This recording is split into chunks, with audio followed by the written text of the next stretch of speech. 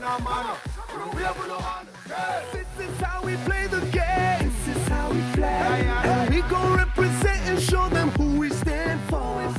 Inside the last 18 minutes of the SportsMax zone for this Tuesday, we are back and we're going to talk some cricket now. There will be new Caribbean Premier League champions following the semi-finals held at Warner Park earlier today. In the first semi-final, the defending champions, Trinbago Knight Riders, they were beaten by the St. Lucia Kings. After winning the toss and electing to bat, the Kings compiled 205 for 4 from their 20 overs, with opener Mark Dial top scoring with a brisk 78 or 44 balls. Dial got support from Roston Chase, who made 36. The Knight Riders, chasing 206 for victory, fell 21 runs short, bowled up for 184 in 19.3 overs, with David Visa bagging 5 for 39. Scores there in the match: the Kings 205 for 4, the Knight Riders 184. The second semi-final between St. Kitts and Nevis Patriots and the Ghana Amazon Warriors still in progress after being asked to bat. The Amazon Warriors scored 178 for 9 from their 20 overs. Shimron Hetmar top scoring with an unbeaten 45 from 20 balls. And at showtime, the Patriots were 151 for 1 in the 15th over. So the Patriots are setting themselves up for a victory there. So after 18 days of action, we are minutes away from knowing the two finalists. One thing for certain, there will be new champions, Mara. Before we begin to chat up the final, I know you're disappointed that the TKR are out. Well, I am disappointed, Lance, because, you know, I support the Trinbago Knight Riders. It has never been a secret.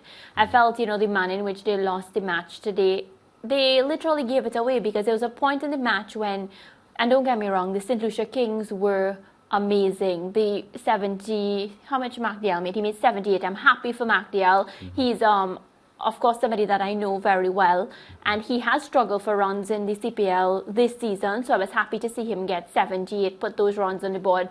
I also felt a bit sorry for the Kings, because they missed their captain, Faf du Plessis, who is out, of course, with an injury. So they would have come into this, you know, knowing that if they had their captain, they would have been more confident. But I felt as if they were able to navigate all the different things that worked against them, and they're able to come out with a victory. For me, Trinbago Knight Riders is a team that I genuinely support. I love a lot of the players. I love the manner in which they come out to fight. And I felt as if today they really didn't fight, and they gave up the game without any... Like, there was a point in the match, Lance, where wickets were just dropping, wicket after wicket after wicket. David Weezer was, you know, defeating every one of their batsmen, and it had come down to the point where nothing they could have done could bring back the game in TKR's favour. I'm happy though that there will be a new champion, because that is always a good storyline. So I'm looking forward to that. You're also a TKR fan, so you know, but as I said from the start of the tournament, this was a very open tournament, and you know, you have to brace yourself for unexpected results. And although the TKR has been the most consistent team in the history of the tournament with 4 titles, I was also wary of the Ghana Amazon Warriors. I know they were beaten in 5 finals and people were writing them off, but I thought they had a good shot. Lo and behold, they a lot of the teams had a good shot, and we did say that. You know, every time they lost one, they won one. We saw the inconsistency, but not in a bad way, because they would have lost the match and then they came back the next day and they were powerful as ever. So it really was anybody's game to win.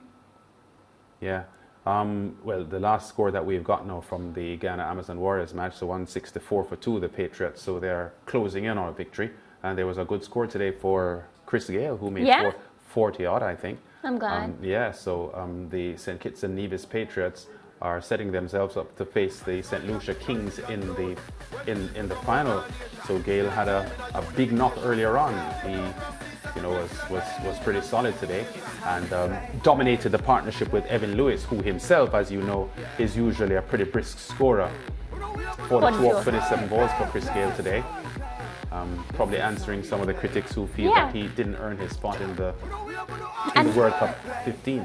And Lance, if it's one thing as a West Indian fan, I support, as a Caribbean person, I support every one of the players. So the point is, I'm happy that Chris Gayle was able to get runs, because when he represents us for the World Cup, whether or not we were okay with the decision or whatnot, when he suits up for West Indies, we want him to deliver. Nobody's going to be sitting here and hoping that our players fail. So I'm also happy that Roston Chase was among the runs today. So despite, okay, my team didn't win, I'm still happy to see a lot of our West Indian players just stepping up, taking the opportunity and warming up for the World Cup, which is the bigger prize. Yeah, well, Evan Lewis has been there. I know Chris Gayle gave the explosive start, but Lewis is now 71 of 36 balls as he prepares to lift the St. Kitts and Nevis Patriots across the line. And one of the good things about this final is that the two teams that are going to be playing in the final were beaten finalists in the last 2 or 3 years. So they have an opportunity. Well, certainly one of them will put things right, what went wrong for them last year, and I think back in 2018 when the Patriots had played the final. Yeah, and the thing is, both teams have showed, the Patriots were dominant from the start. Yes, they did have little slip-ups, but they have been outright dominant. And I said that yesterday when Springer was poking fun and asking me how I felt the finals would go, right? I think the Patriots have really instilled a fear, because last year when TKR played, I felt as if they came out with such confidence that nobody could beat them. They were just walking around puffing their chests, and it's as if nobody could defeat them. The Patriots has that energy this season, so much so that it had me saying, I'm not sure, when it goes up against the Patriots, I'm not sure. So I get the sense. So what would be the reason? Would it be DJ Bravo? Well, Lance, I really wish, because the thing is, DJ Bravo can't play for everybody, and I said that. It's not like he can bat for all the people on the team. He's not bowling all the overs.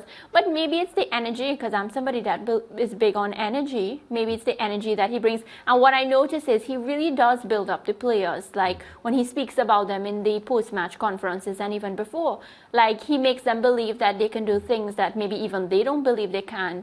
And I feel like having that on your team is definitely a plus.